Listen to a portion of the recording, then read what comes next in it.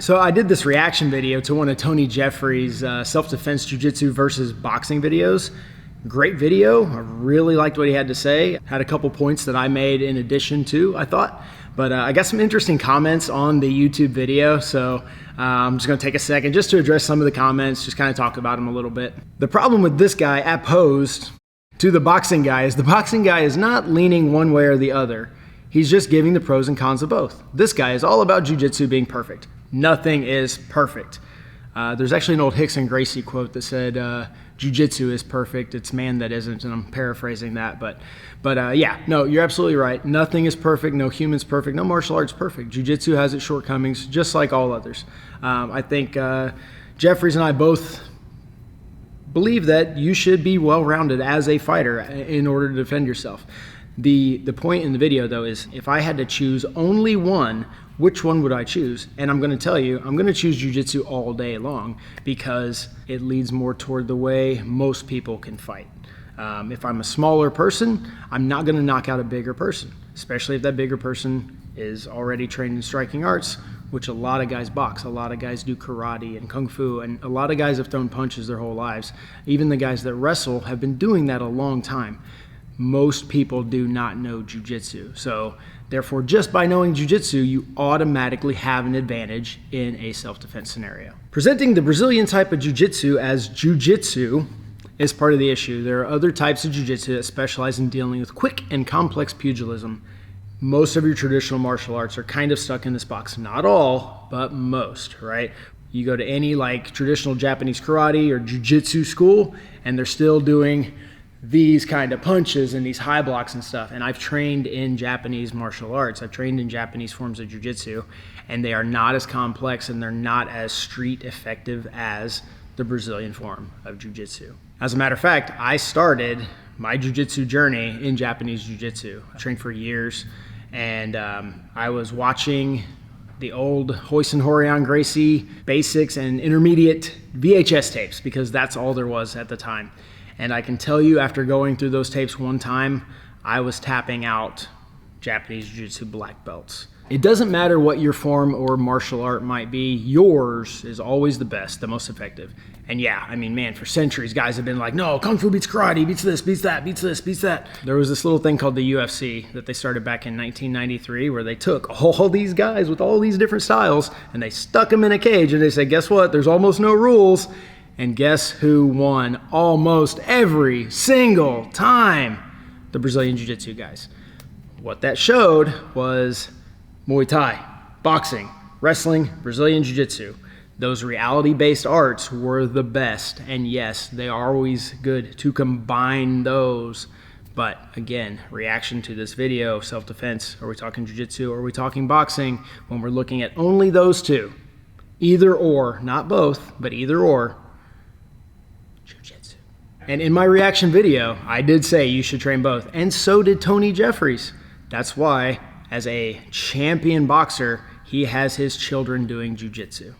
I'm a Muay Thai coach here in Bangkok, Thailand. I certainly see the benefits of BJJ, and I can see how it would round out my self-defense. I did try a class, but I just felt so uncomfortable having sweaty men lying on top of me. I know it's not a gay thing, but it was a shock to my system and just completely grossed me out.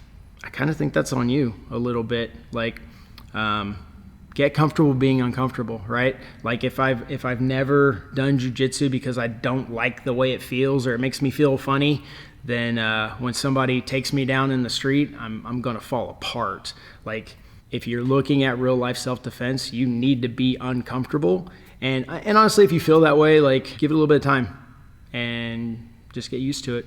Well, here's a good one. I like this one. Regarding your argument on clinching, Muay Thai is great at teaching you how to handle the clinching that happens as part of a striking sequence. Sure, learning Judo takedowns and BJJ for after you've taken someone to the ground, but as far as standing clinching alone is concerned, Muay Thai is way better than BJJ.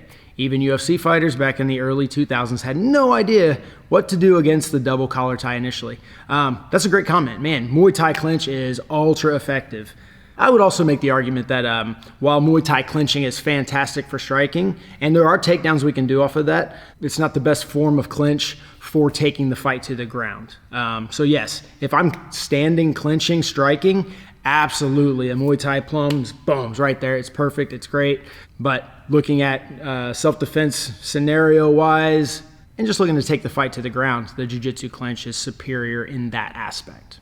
All right, this guy, he's saying he's a black belt in jiu-jitsu and an MMA trainer. He says he would never go to the ground in an altercation, not even on top. There's too many variables. He recommends a holistic approach to self-defense, also knowing how to fight with a knife and to shoot. Very well said, very well said. Again, I've done Muay Thai for a long time. I can wrestle, I do jiu-jitsu, I carry a knife and a gun, okay? So yes, I 100% agree with you. Also, but looking at self-defense, you get those guys that they're like, well, I don't need to learn to fight, I carry a gun. And I think I talked about this before, but if that's your self-defense, you are forced to shoot and kill someone to defend yourself, right? I personally would much rather just take somebody down and choke them.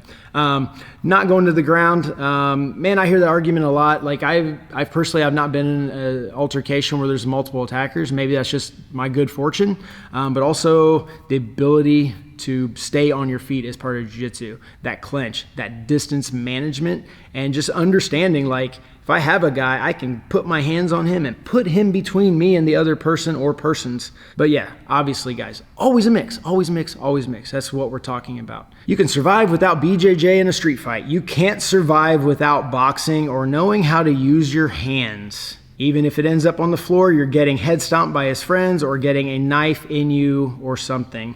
I like boxing because it teaches distance and explosiveness and it keeps me moving. And when you've been training as long as me, you can really hit fast and get out of danger zone quickly. I don't think you want to be on the floor rolling around. And then this guy says a knife trumps any martial art. I hear this whole you're gonna get stabbed thing a lot in doing jiu-jitsu. And I hate to tell you, but if you're standing, you're gonna get stabbed, right? If somebody has a knife, even if you're really good at taking the knife, even if you've done all the knife training stuff, you're gonna get cut. That's just how it goes. Unless you have a gun and you have distance, okay? But saying you can't survive a street fight with only jiu-jitsu, that makes absolute zero sense. You can't survive without boxing. I think you can. I'm pretty sure people have survived all kinds of street altercations without ever learning boxing.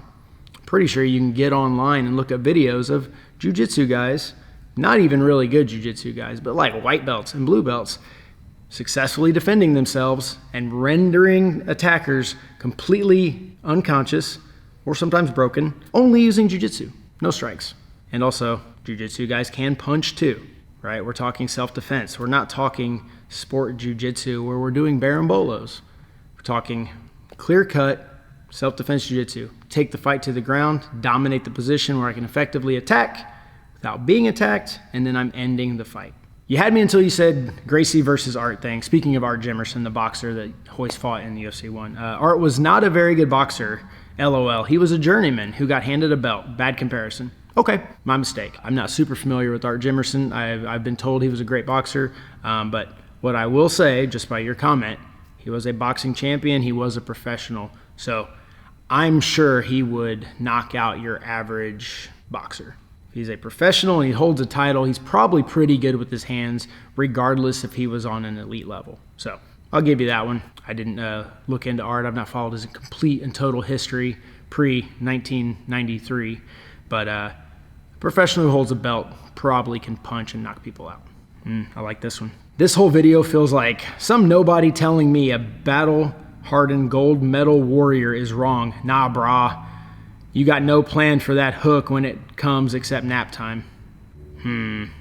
Well, it sucks that I'm a nobody, I guess. I definitely don't have any boxing titles. I don't have any kickboxing titles. My school did win the Best of the Southside Boxing Club Award, though. But I have been boxing and doing Muay Thai for, over 2 decades. And I do have plans for hooks. It's called a takedown. Guys who don't know wrestling and jiu-jitsu are going to get taken down with relative ease. I'm not saying, they just fall on their butt, but they don't train for that. They do not train to defend takedowns in boxing. So yes, I would feel absolutely comfortable fighting a high-level boxer with no jiu-jitsu. Not saying that somebody couldn't knock me out. I mean, everyone's capable of being taken down, especially if they don't train takedowns. All right, I don't understand this one. If you do BJJ in a street fight, you're going to lose. If you grapple instead, you're more than likely to prevail. BJJ has numerous advantages of grappling that will work. The issue is striking. Boxers strike each other so many times, there's a serious advantage to being able to take a punch.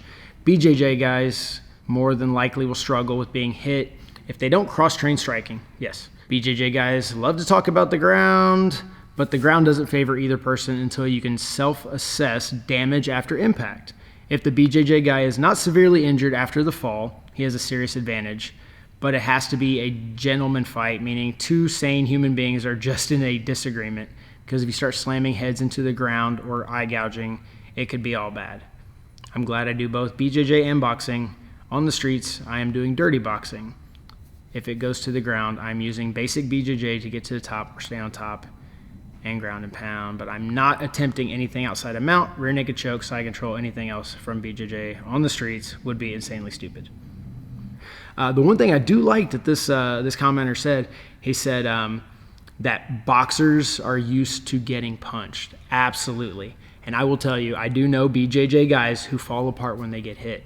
I used to train a group of MMA guys, and when I first started training with them, and I'm just up there doing jiu-jitsu, doing MMA, I'm tapping these guys out, and afterwards they were like, man, the jiu-jitsu guys that usually come in here, we hit them a couple times and then they just don't know what to do. From that perspective, I get it. Guys that have never trained any kind of like striking at all, they're not used to getting hit. They're not used to getting hit when they're trying to armbar somebody or they're working through positions. I can understand that, absolutely. I'm glad that I started in striking arts. I always assumed that getting hit was part of a self-defense scenario. I always assumed that getting punched and or kicked and elbowed and headbutted and even having people try to bite you and eye gouge you, I always assumed that was part of self-defense. So when those things happen, I've never been completely caught off guard. Pretty sure most people training for self-defense understand that punches, kicks, biting, stuff like that's going to happen. Bad things happen. But yeah, and he goes on to say that if it goes to the ground, he's using basic jiu-jitsu to get on top, stay on top, and maybe ground and pound. Yeah, that's self-defense jiu-jitsu. For some reason, we have this like misconception that like a jiu-jitsu fighter goes out and he jumps to guard and he tries a berimbolo and then tries to do like some lapel work when the guy's not wearing any clothes because all attackers are naked in these weird online scenarios. I believe Carlos Gracie Jr., head of Gracie Baja, said fundamental jiu-jitsu is for people that don't know jiu-jitsu, to work against people who don't know jiu-jitsu. Advanced jiu-jitsu works against people who do know jiu-jitsu. Does old school jiu-jitsu even have merit anymore? Yeah, I think old school jiu-jitsu has plenty of merit. Yes, the art's evolved, and that's exciting, right? And I'm not here to say like, oh, the new way is no good, but the old school mindset of self-defense, of taking on all comers and actually just being able to win a fight, I think that has merit always, and hopefully it always will. A lucky punch applies even more so to a gay fighter who doesn't even know how to move his head before clinching. This guy defeated his own argument. If I'm standing trying to punch you, even if I'm the better striker. Actually, let's make this perfect. The perfect example. I am the better striker. I'm 1,000 times better than this guy. And we're boxing, and he's got his eyes closed and just hits me with an overhand right and knocks me out. That is a lucky punch, okay? If we're even in our striking, if I'm in a boxing match and I get knocked out, that's not luck. Luck is when I'm the better fighter and I lose to a lesser fighter simply because of luck. It's that 1 in a million shot that knocked me out. That's a lucky punch. Those punches absolutely could come from a shot, but they're much more likely to come when I'm standing in striking range because I'm striking. That's where the lucky punch comes from. It's me in striking range. When I'm too far, I'm not getting lucky punched. When I'm too close, I'm not going to get lucky punched. Okay? So the only chance he has for luck is that one shot while I'm shooting. If I'm standing with him punching, he has all the chances in the world until I've knocked him out. But if I'm managing my distance properly, I'm too far, I'm too close. He might have one lucky chance for that lucky punch while I'm coming in, After that, we're on the ground. He's getting tapped out or broken or choked out or whatever. Whatever the scenario is, lucky punches come when the superior fighter loses to the inferior fighter simply because he was in the way. Overall, guys, everybody kind of agrees on the same thing, right? In order to be a well-rounded martial artist, in order to be well-rounded in your self-defense, you need to have striking and grappling, okay? We're standing, I should be able to punch, kick, knee and elbow and headbutt.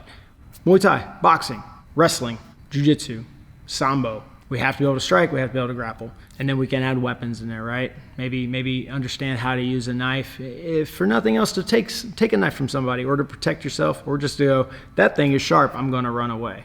And maybe know how to shoot, okay?